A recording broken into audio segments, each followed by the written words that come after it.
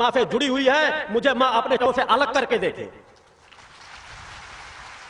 क्योंकि अगर मैंने अपने अस्तित्व को मिटाया है, अगर मुझ में कोई कमी रह गई है, तो मैं एक पल भी माँ से जुड़ा रहना भी नहीं चाहता।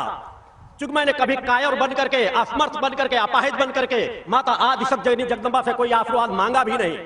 मैंने हर पल यही मांगा है कि माँ मुझे वह मार्ग बताओ, माँ मुझे वह ज्ञान दो जिस ज्ञान में चल करके वह तपस्या का मार्ग बताओ। कठिन से कठिन क्यों ना हो, हजारों साल मुझे तपस्या क्यों ना करना पड़ा हो, मुझे वह मार्ग बताओ कि मैं वह पात्रता हासिल कर सकूं, और उस पात्रता का फल अगर मैं अधिकारी बनूं तभी मुझे वह अधिकार देना। और अगर मेरी कुंडली चेतना माता आदि शक्ति जगदम्बा की कृपा के बिना किसी भी मानव की पूर्ण कुंडली चेतना जागृत हो ही नहीं सकती। और अगर उस बिंदु को मैंने हासिल किया है तो उस बिंदु के विषय में अगर मैं गर्व और घमंड से कहूंगा नहीं तो मेरा जीवन ही बेकार होगा। इस उत्तर प्रदेश के प्रांत से यह चुनौती विश्व अध्यात्म के लिए, केवल हिंदुस्तान के लिए नहीं, केवल हिंदू धर्म के लिए नहीं, जितने भी धर्म भूतल पर हैं उन समस्त धर्मों के धर्माचारों को सम्मान आदर देता हुआ मैं अपनी चुनौती पेश करता हूं कानपुर नगर से कि मेरी चुनौती पहुंचाई जाए कि मेरी आध्यात्मिक साधनात्मक तप बल का सामना करने की सामर्थ्य यदि भूतल में किसी भी मानव के पास है तो मेरा सामना करे।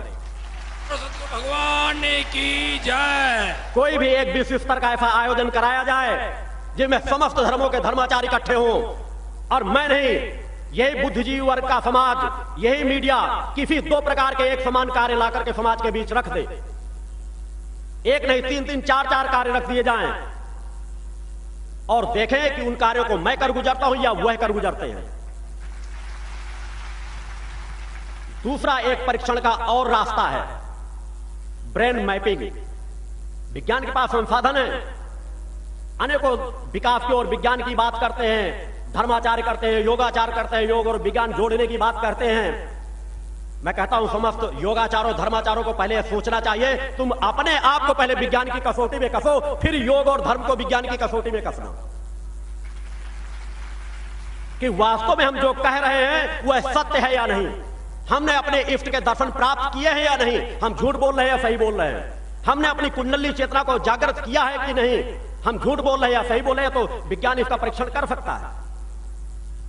और ऐसा आयोजन होना चाहिए, क्योंकि वर्तमान में जिस तरह कलिकाल का भयावह वातावरण चारों तरफ अपना तांडव नृत्य कर रहा है, अधर्मी अन्यायों का साम्राज्य फल फूल रहा है,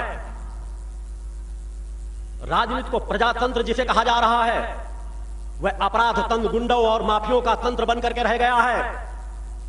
मंत्री हो, मुख्यमंत्री हो, धर्माचार्य हो, योगाचार्य हो, केवल धन लूटता में भटकते चले जा रहे हैं, पतन के मार्ग पे बढ़ते चले जा रहे हैं। क्या कभी कोई नहीं रोकेगा इन्हें? आप कहते हैं क्या अनीति अन्याय अधर्म चल रहा तो प्रकट सत्ता क्यों नहीं रोकती? मैं कह रहा हूं प्रकट सत्ता ही रोक रही है इन शब्दों के माध्यम से, प्रकट सत्ता ही चुनौती दे रही है इन शब्दों के माध्यम से। भगवान की जय। प्रकट सत्ता की चुनौती इस शरीर के माध्यम से समाज के बीच उपस्थित हुई है। अगर किसी के पास सामर्थ्य है तो उस चुनौती का सामना करे, अन्यथा चेतना तरंगे मेरे भक्ति मानव कल्याण संगठन के सदस्य जो चंद चेतना फैला रहे हैं जगह जगह दुर्गा चालीसा आरती के माध्यम से, उन अधर्मियों अन्यायों के नीचे नीचे से धरातल खिसकते चले जाएंगे। उन्हें पता ही न चलेगा कि हमारा धरातल कब खिसक गया। मैं कोई बात अपनी गर्व और घमंड से नहीं कह रहा, मेरे मैं शब्द में भी व्याख्या करना शुरू कर दी गई। मैं शब्द की बात कह रहा हूं कि मैं जिस तरह मनुष्य अपने मस्तिष्क का 10% भी उपयोग नहीं कर पाता, बड़े बड़े वैज्ञानिक भी 10-15% से ज्यादा अपने मस्तिष्क का उपयोग नहीं कर पाते, और भौतिक जगत में भौतिक प्रवाह में यदि हम कोई भी जाए, चाहे वैज्ञानिक हो चाहे डॉक्टर हो, वो चाहे तो भी अपने पूर्ण मस्तिष्क का ज्ञान प्राप्त ही नहीं कर सकता। पूर्ण मस्तिष्क का ज्ञान केवल एक योगी प्राप्त कर सकता है। जो हमारा पूर्णत्व स्वरूप क्या है? एक व्यक्ति 10 कदम छलांग लगा पाता है, वही जो एक दूसरा अभ्यास करता है वो 15-15, 20-20 फीट छलांग लगा लेता है, ऊंचाई में जंप कर लेता है। तो मानव की क्षमता क्या है आखिर समाज बताएगा। अगर मैं अहंकारी हूं, मैं कह रहा हूं मानव की अलौकिक क्षमता है, तो समाज बताएगा कि मानव की या तो क्षमता को बांध दे गई, इससे ज्यादा ऊपर मानव की क्षमता है ही नहीं। तो फिर ऊंच नीच कार्य करने की क्षमता, किसी के शरीर में ज्यादा क्षमता है, किसी के शरीर में कम क्षमता है, यह भेद क्यों है? क्या इस पर विचार समाज कभी नहीं करेगा? और क्या अनीति अन्याय धीरे धीरे पलते फलते फूलते चले जाएंगे? इनमें क्या रोक कभी नहीं लगेगी? लगेगी और अवश्य लगेगी। रावण का भी अहंकार टूटा है। बड़े बड़े आतताई, बड़े बड़े राक्षस, बड़े बड़े दानव पैदा हुए समाज में, वो सभी उनका अस्तित्व मिटा है। उन्होंने देवत्व को भी ललकारा है, देवत्व को भी चुनौती दी है, मगर आने वाले समय में उस चीज के प्रमाण मिले हैं कि देवत्व सदैव विजयी हुआ है, सत्य सदैव विजयी हुआ है, असत्य सदैव ठुकराया गया है। सतगुरु भगवान की जय। और वर्तमान में भी वह मंथन होना है समाज के बीच कि अनेकों हजारों लाखों जो धर्माचार भगवे वस्त्रधारी हैं, उन भगवे वस्त्रधारियों के पास क्या कोई शक्ति सामर्थ्य है? उन्होंने अपने इष्टों को